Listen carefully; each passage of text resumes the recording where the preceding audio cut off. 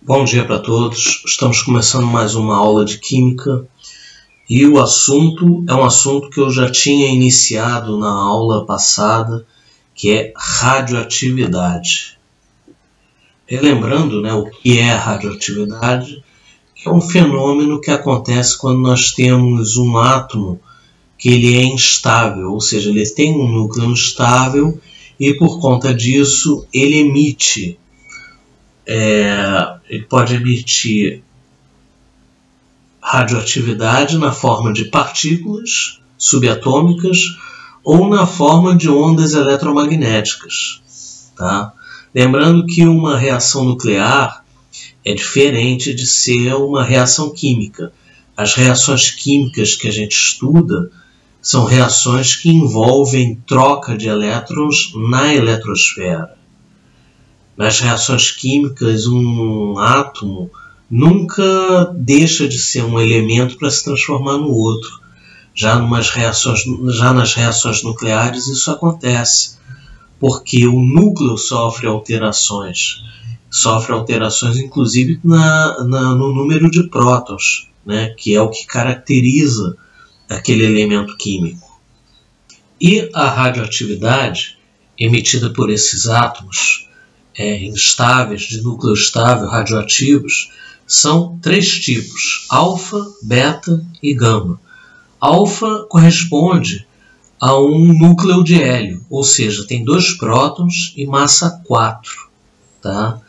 Beta corresponde a um elétron, tem carga -1 negativa e não tem massa. E a gama ela é uma onda eletromagnética, não tem carga e não tem massa. E aí temos as leis da radioatividade que mostram como que o núcleo varia. A primeira lei fala da emissão de partículas alfa, ou seja, as partículas alfa são aquelas que são partículas que têm 2 prótons e tem massa 4. Então, o átomo que emite essas partículas, ela vai ter alteração se transformando num elemento químico com 2 prótons a menos, e massa 4, menos 4. Já a emissão de partículas beta, apesar de ser elétrons, não são elétrons da eletrosfera. São elétrons que são nêutrons do núcleo do átomo que são transformados num elétron num próton. O elétron é emitido, o próton formado fica no núcleo. Então, as partículas, os átomos que emitem esse tipo de partícula beta, eles aumentam o número de prótons dele em 1. Ou seja, é um átomo que muda, se transforma num elemento químico com um número atômico mais 1 do que ele tinha antes. Então, a primeira lei da radioatividade que a gente viu foi a emissão de partículas alfa. Partículas alfa são partículas que correspondem a um átomo de hélio. Ou seja, vão ser 2 prótons, uma partícula contém 2 prótons e massa 4. Então, o elemento químico de origem que fica, ele acaba tendo um número atômico diminuído de 2 unidades e a massa atômica de 4. Então, o plutônio ele perde 2 prótons, deixa de ser plutônio, e passa a ser um elemento químico de número atômico 92, e elemento químico de número atômico 92 se chama urânio. Tá? Aqui nós temos a segunda lei, que é a emissão de partículas beta. Emissão de partículas beta corresponde a um elétron. É um elétron chamado um elétron beta. Aí muita gente deve pensar assim, mas aí um elétron está sendo retirado da eletrosfera. Não. É um nêutron que está lá no núcleo do átomo, ele se transforma num próton e num elétron. Ele tem que se transformar num próton e num elétron porque nêutron não tem carga nenhuma. Então eu não posso criar cargas. Próton tem uma carga positiva e elétron tem uma carga negativa. E que acontece com o átomo que emite esse tipo de partículas? Ele ganha um próton. Então, carbono, que é 6, carbono 14, né, radioativo, ele emite uma partícula beta, ele aumenta o número atômico de uma unidade e ele passa a ser nitrogênio. Transmutações. Transmutações são exatamente essas transformações nucleares que acontecem, né, durante essas radiações, essas reações nucleares, em que um elemento se transforma em outro. Nós temos a transmutação natural, que é essas que a gente já viu, quando o elemento perde partículas alfa ou beta, e temos as transmutações artificiais, quando nós bombardeamos um núcleo com partículas alfa. Partículas alfa são aquelas que têm 2 prótons, corresponde a um átomo de hélio. Então, quando nós bombardeamos, por exemplo, nitrogênio, esse nitrogênio ele vai ganhar 2 prótons, ou seja, o número atômico dele vai aumentar 2 unidades, vai passar de 7, tá, para 8, e ele vai emitir um próton. E aqui o berílio, ele passa, eu posso bombardeá-lo com partículas alfa, ele ganha 2 unidades de número atômico, passando de 4 para 6, e emite um nêutron. Tá? Isso é o que acontece quando a gente bombardeia alguns elementos químicos. Então, gente, vamos resolver esse exercício 1 aqui. Complete as reações nucleares utilizando as partículas alfa, beta, P, N e um positron. Positron é como se fosse um elétron, só que com carga positiva em vez de negativa. Ora, vamos pegar esse primeiro aqui. Esse primeiro aqui a gente pode ver, relembrando que essa notação aqui desse número aqui em cima é um número de massa, tá? E esse aqui é o número atômico. O número atômico é o número de prótons que um elemento tem. O número de massa é o número de prótons mais o número de nêutrons, tá? Então, repare que esse hidrogênio aqui, ele se transformou em hélio, ou seja, ele ganhou um próton. Ele passou de 1 para 2. E a massa continua a mesma. Ora, a partícula que ela deixa um próton a mais e sai como um elétron é a beta. Então, a partícula beta aqui ele emitiu para se transformar hidrogênio em hélio. Vamos para a letra B. A letra B, nós temos o nitrogênio com 7 prótons. Ele recebe um próton, ou seja, esse número atômico aqui dele passa a ser 8, e recebe uma massa, ou seja, isso aqui passa a ser 16. Ora, isso aqui de 16 passou para 12, significa que ele perdeu massa 4. E passando de 8 para 6, significa que ele perdeu 2 prótons. Massa 4 e 2 prótons é a partícula alfa. Tá? Ou seja, perdeu partícula. A gente tem que levar em consideração que ele antes recebeu um próton aqui. Ó. Se ele recebeu um próton, esse número atômico aqui passou de 7 para 8 e 15 para 16. Tá? Vamos para a letra C. Letra C, ele recebeu um nêutron, tá? Então o número atômico dele não se alterou e recebeu um número de massa aqui. Então ele tem 19, então ele tem 40, né? O número de massa 40 e 19.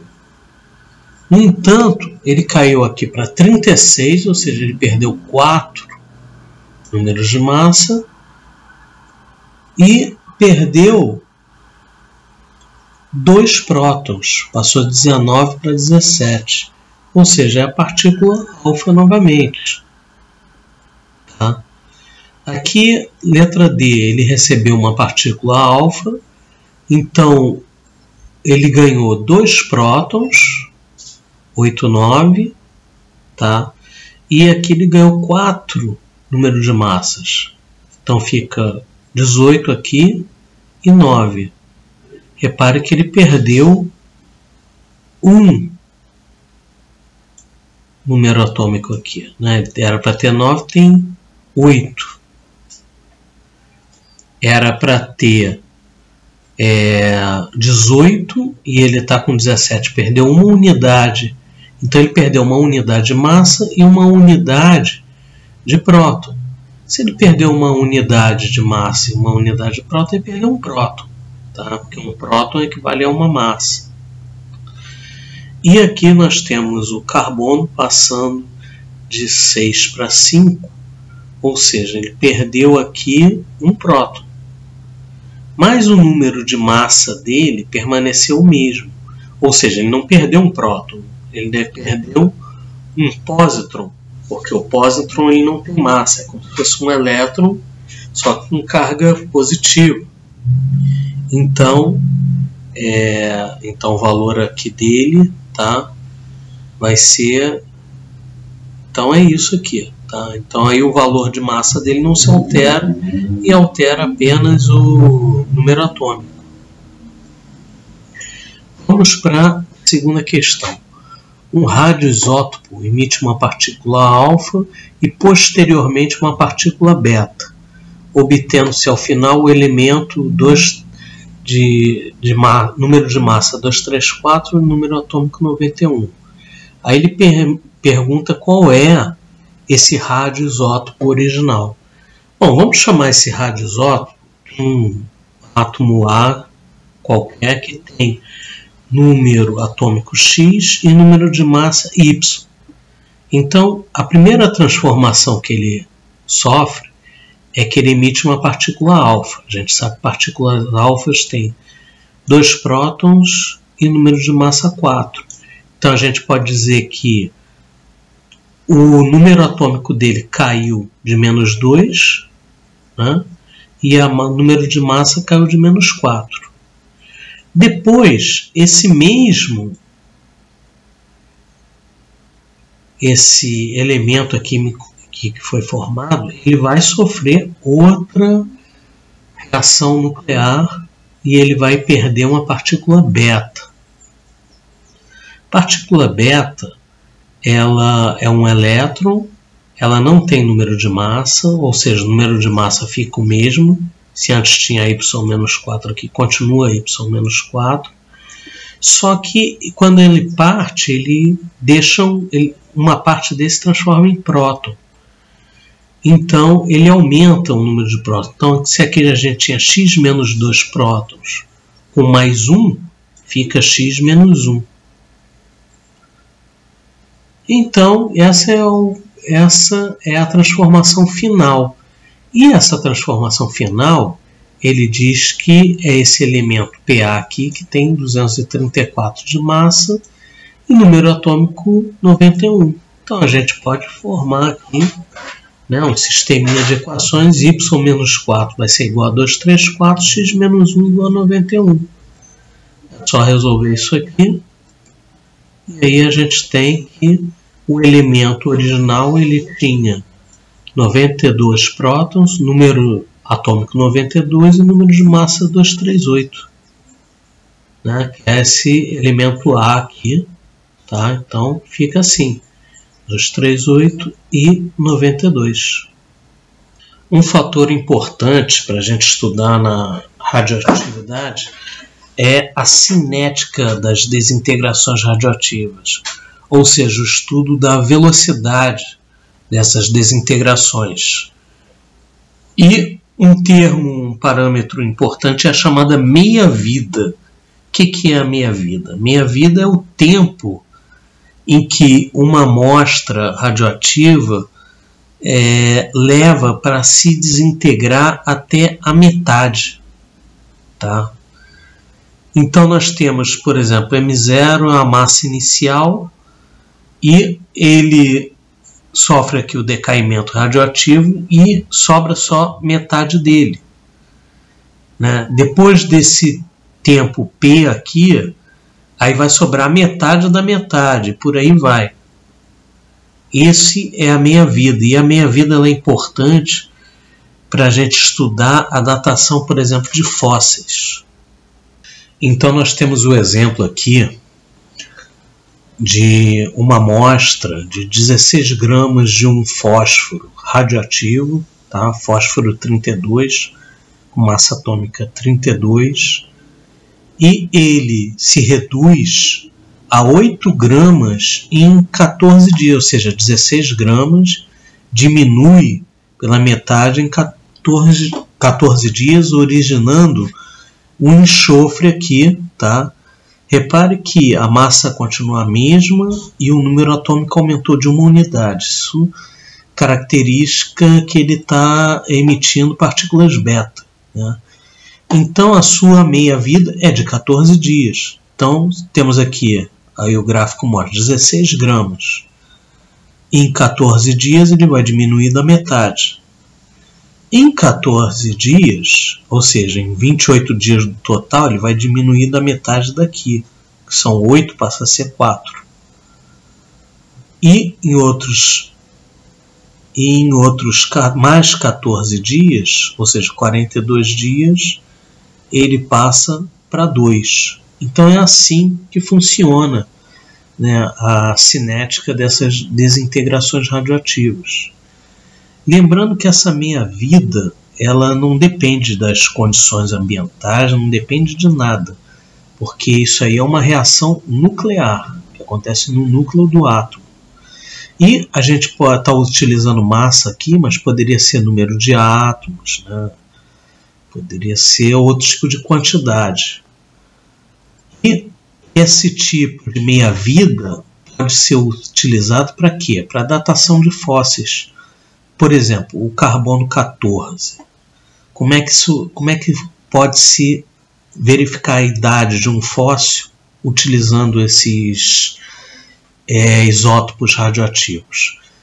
Por exemplo, carbono 14, assim como o carbono 12, ele é absorvido pelas plantas através da fotossíntese. Os animais, por sua vez, vão se alimentar dessas plantas, né? E faz com que o carbono 14 entre na cadeia alimentar.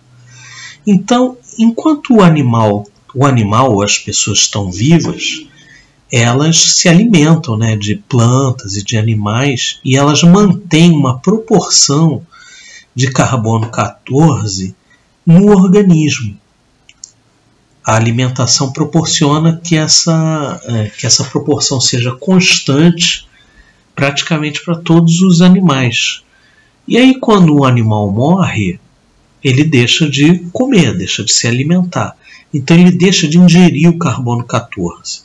O carbono 14, como ele é radioativo, ele vai se decaindo, ele vai se transformar em outro elemento, e a meia-vida dele é de 5.730 anos. Então a gente sabe a meia-vida, a gente sabe a proporção de carbono 14 nos seres vivos, e com isso a gente calcula a idade do fóssil medindo a quantidade de carbono 14 que está nele. Né? A gente pega o fóssil, mede a quantidade de carbono 14 nele, a gente consegue calcular a idade que esse animal ou essa pessoa morreu. Né? Ou seja, calcular há quantos anos que ele morreu. Né? Isso é. Então, os isótopos radioativos eles são usados para medição de fósseis. Eu estou usando carbono 14, mas isso vale para outros isótopos também que estão na mesma proporção dos animais, porque o carbono 14 só vai até 5.730 anos. No caso de um dinossauro, como é a figura que mostra, dinossauros apareceram há mais de 65 milhões de anos. O carbono 14 não serve para medir. Então, utiliza-se outros elementos, outros isótopos radioativos que têm uma meia-vida bem maior do que a do carbono 14. E temos também os efeitos da precipitação radiativa, né? E da meia-vida. Por exemplo, se a gente tem no caso a explosão de uma bomba, né? Ou um vazamento, um acidente nuclear, aí você tem a liberação de uma grande parte, né? Lembrando que isótopos radioativos existem na natureza. Só que no caso de uma bomba atômica, um vazamento assim, você vai ter uma quantidade muito grande deles.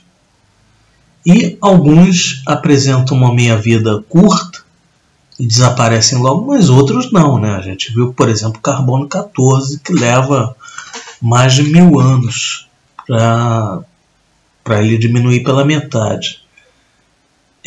Aqui nós temos nessa tabela alguns isótopos radioativos e a meia-vida deles, né?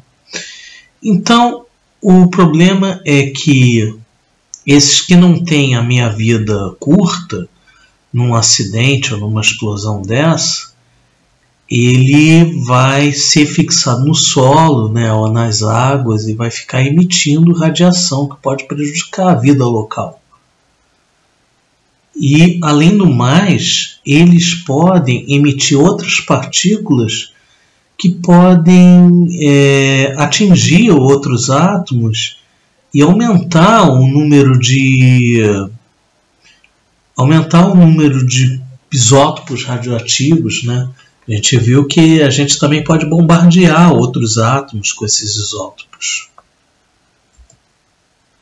Bom, aqui nós temos um exercício 3, tá? E ele pede, a partir do momento que uma planta ou um animal morrem, deixam de incorporar átomos de carbono. O teor do isótopo carbono 14 decai com o tempo de acordo com o gráfico ao lado. A partir dessas informações, responda qual é a meia-vida do carbono 14. Ora, se a gente tem inicialmente aqui 10, né, conforme ele colocou aqui, ele cair a metade significa, calcular meia-vida significa calcular o tempo que ele leva para cair para 5. Essa quantidade de massa aqui. Em 5 ele leva 5,6 mil anos. Então, o gráfico, né, se reduz a metade, a massa inicial de 10 microgramas por quilogramas se reduz a metade no tempo de 5.600 anos. Letra B. Na análise de um fóssil foi encontrado 2,5 microgramas por quilogramas. Qual a idade do fóssil? Bom, basta a gente chegar e procurar aqui por 2,5, que dá aproximadamente 11,2 mil anos. Ou então a gente pode fazer o seguinte, já que inicialmente ele tinha 10, uma meia-vida ele cai para 5. 2 meia-vidas ele vai cair para 2,5, que é a metade de 5. E aí, 2 meia-vidas, a gente sabe que uma meia-vida dele é 5.600 anos, seria 2 vezes 5.600, que dá 11.200. E letra C, como animais e plantas incorporam carbono 14, né? Eles incorporam ao se alimentar, e as plantas através da fotossíntese. E o exercício 4 é esse exercício simplesinho aqui, que pede para relacionar as radiações naturais alfa, beta e gama com as suas respectivas características. A primeira, possui alto poder de penetração, podendo causar danos irreparáveis ao ser humano. Lembrando que das 3, a que possui maior poder de penetração é a radiação gama, que é a radiação que não possui nem carga elétrica não possui carga elétrica nenhuma, ou seja, é uma partícula, na verdade não é uma partícula, é apenas uma radiação eletromagnética. A outra, são partículas leves com carga elétrica negativa e massa desprezível. Ora, carga elétrica negativa e massa desprezível, lembra um elétron, que é exatamente a partícula beta, que é a 2. E outra, são radiações eletromagnéticas semelhantes aos raios X, não possuem carga elétrica nem massa. De novo, é a 3 gama. E, por último, são partículas pesadas de carga elétrica positiva que ao incidirem sobre o corpo humano, causam apenas queimaduras leves. Carga elétrica positiva é a carga alfa, que são 2 prótons, né, que corresponde a um átomo de hélio. E possui massa 4. Então é a 1. Então 3, 2, 3, 1. 3, 2, 3, 1 é a letra D de dado. Deixa eu marcar aqui. Então, espera aí que não. Pronto, agora foi. Então é essa letra D de dado aqui. Vamos continuar resolvendo mais alguns exercícios. O gráfico a seguir representa a variação da concentração de um radioisótopo com o tempo. A observação do gráfico permite afirmar que a meia-vida do radioisótopo é igual a... Ora, se ele tem a concentração começando com 8, meia-vida é quando essa concentração vai cair pela metade. Né? Então, caindo em 4, a gente tem aproximadamente que o tempo que ele leva para cair pela metade é 2 minutos. Então, B de bola, 2 minutos. Se a gente fosse imaginar que ele chegasse a 4 minutos, ele ia cair de novo pela metade, ia cair para 2. Tá? É assim que funciona. Exercício 6. Considere as seguintes reações nucleares e ele pede para dizer quem são X, Y e Z. X, Y e Z são partículas, né, radioativas, daquelas que a gente estudou, alfa, beta e gama, e tem um N aqui que é nêutron. Nêutron é uma partícula subatômica, né? O núcleo tem prótons e nêutrons. Os prótons têm carga positiva e os nêutrons não têm carga nenhuma, mas têm massa. Então, repare que aqui, o primeiro, no bromo, ele continua sendo bromo, ou seja, o número atômico dele não se alterou, não alterou o número de prótons, mas a massa dele caiu de 1 unidade. Ora, quem é que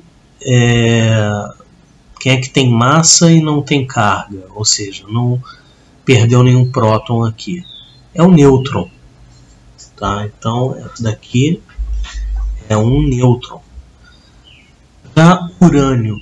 Tá? O urânio ele perdeu 2 unidades de número atômico, ou seja, ele perdeu 2 prótons, passou para 90, e perdeu 4 unidades de massa. Ora, isso é característica da partícula alfa, né, que é um átomo de hélio. Então, partícula alfa são 2 prótons e 4 unidades de massa. E por último, nós temos aqui o sódio se transformando em magnésio. Ele aumentou uma unidade aqui de número atômico, mas a massa dele não se alterou. Ora, a partícula que cria um próton e sai do átomo, né, sem massa, ela se chama beta, que é um elétron. Tá? O elétron não tem massa, ele tem carga negativa. Então, um nêutron, um alfa e um beta.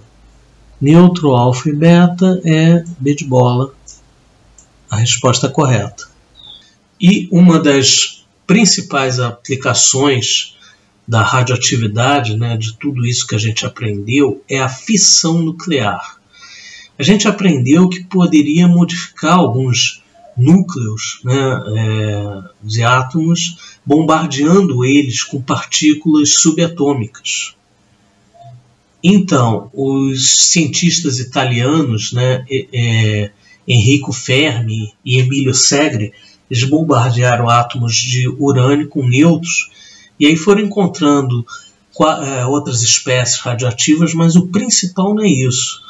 Foi o principal que esses químicos alemães aqui fizeram. Eles repetiram a experiência e detectaram átomos de bário, né? Átomos de bário e que eles apresentam um número atômico um pouquinho maior da metade do número atômico do urânio. Então, eles concluíram que o urânio estava sendo fissionado, ele estava sendo dividido. Tá? Por isso que é o nome de fissão nuclear. E qual é a grande sacada da fissão nuclear? É que a fissão nuclear ela libera energia, a grande liberação de energia.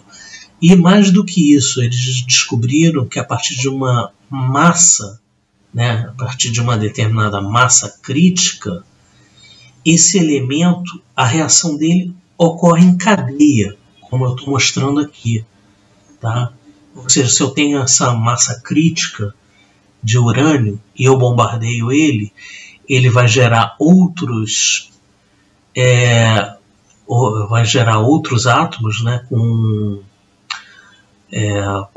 massa atômica, com número atômico menor, que por sua vez vão bombardear outros átomos de urânio, né, que por sua vez vai gerar outros, ou seja, uma reação em cadeia até terminar todos. Isso libera muita energia, e essa energia liberada, né, foi utilizada para confeccionar as bombas nucleares. Né? Isso aí é a utilização ruim, né, da fissão nuclear. Ou seja, você detona e essa liberação de energia toda, ela produz aqui também uma explosão, como a gente pôde já ver. Então nós temos uma bomba nuclear que é feita através de fissão nuclear. O lado bom é que, já que libera muita energia, essa energia pode ser utilizada, né, para o nosso dia a dia, que é o caso de uma usina nuclear. E como é que um reator nuclear funciona? Bom, primeiro que essa reação em cadeia ela tem que ser controlada. No caso da bomba atômica, não precisa ser controlada, porque o intuito é a destruição mesmo. Mas no caso do reator, não. Então, esse controle faz com que essa energia liberada ela é liberada no formato de calor, e esse calor ajuda a vaporizar uma água, e essa água em formato de vapor vai gerar uma turbina que gera energia elétrica. E aqui ele fala que ao deixar a turbina, esse vapor passa por um trocador de calor, é resfriado, né? E aí ele volta, ou seja, eu recupero aquele vapor, né, para que ele possa ser vaporizado novamente e possa continuar movimentando essas turbinas. Inclusive um modo de geração de energia limpa, já que as termoelétricas, né, elas poluem muito o ambiente. E é isso, gente. Bom, vou terminando a aula por aqui, tá? Uma boa semana para todos.